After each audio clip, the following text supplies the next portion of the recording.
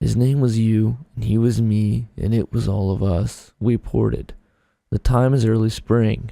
There's a mile of hills that surround your encampment in small town USA, and you're unhappy. You weren't always unhappy.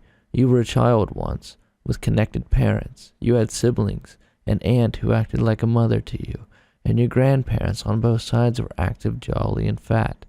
You had never experienced a bad Christmas. You felt entitled to a good Christmas. Now you're staring out the window at the spring day that has bloomed. You're alive in a shell of yourself that you pretend exists, because it ports into a 5.5 meter jack into your spinal cord. You've ported too much, told to cool it, by that thing outside the window, in your mind, in your home, as we speak. The thing is 5 feet tall. The thing is pale, with waxed over eyeballs and no eyelids. The thing has a hoarse breath that comes out with a hint of sewer mingled with bile. However, this is your own bile. This is your own sewage. Within that, there is a nauseating comfort.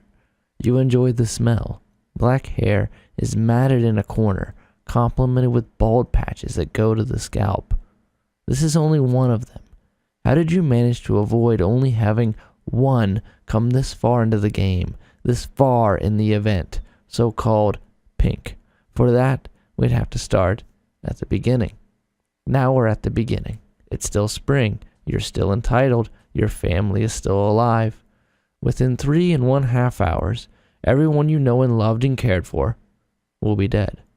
They will be consumed into a form you wholly recognize, but which is so deranged beyond any anthropomorphic recognition that the humanity that does survive this thing, yes, we do survive this thing, still struggles to accept that pink happened.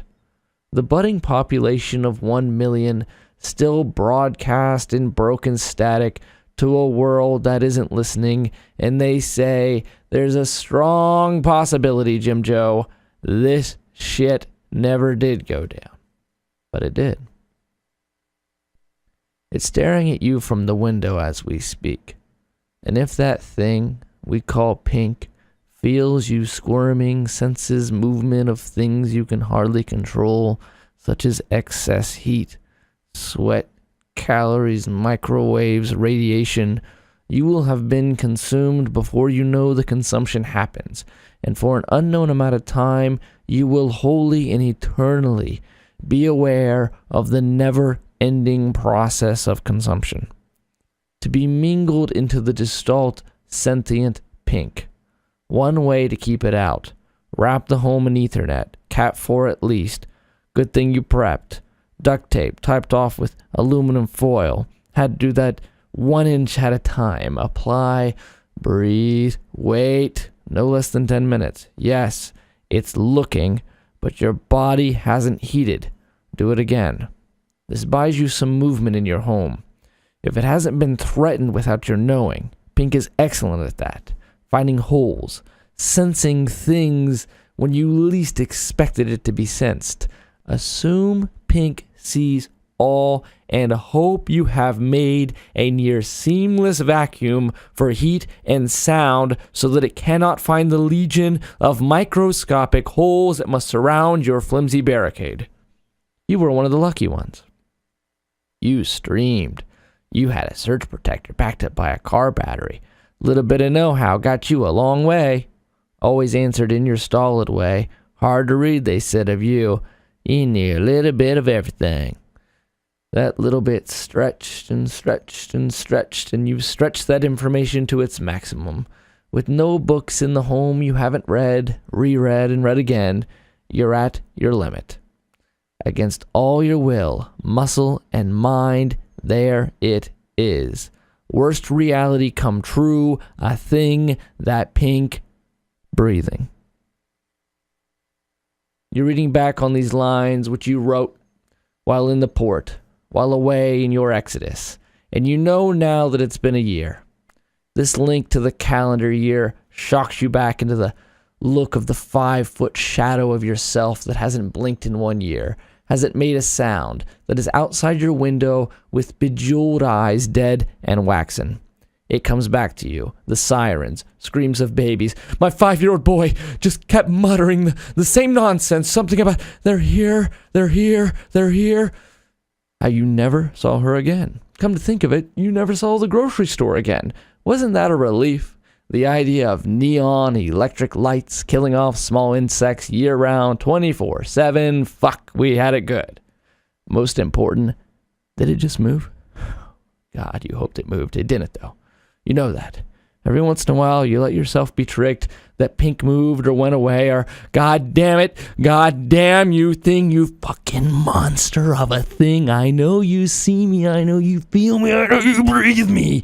I know you come in at night, open my fucking door, so that I have to spend the first 2 hours of my morning reapplying duct tape, heat sinks, Ethernet cables, and batteries, 1 foot an hour, and you get to tear it all back out as soon as I sleep. Very moment I can't control this flesh, you come in, get the hell out of here, 'cause I can't take it. If only you didn't know the quitting was so much worse.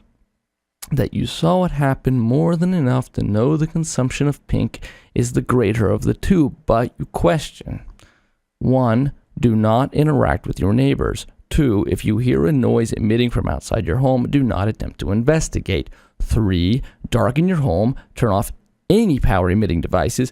Do not produce electricity. 4. Do not look at the sky. 5. If you see an intruder from the corner of your eye, do not attempt to investigate. Run. We will resubmit this broadcast. Broadcast never did resubmit.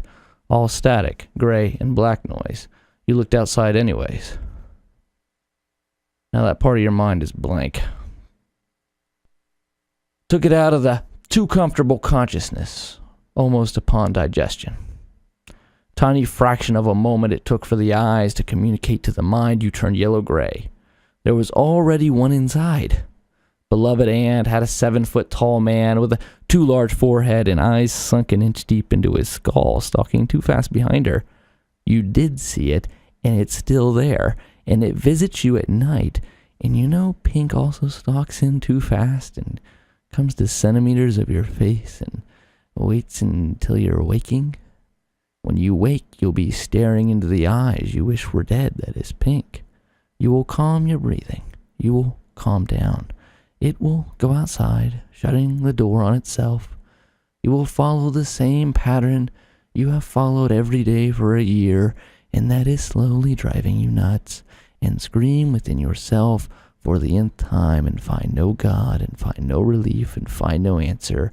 Hear only the muffled tear of duct tape as you prepare another day. And if you lay extra still, breathe shallow, you'll be through it again, to repeat, to repeat, to repeat. Do you want to know the story of yourself, the port, Exodus, Pink, and how in 1 more year you'll be saved?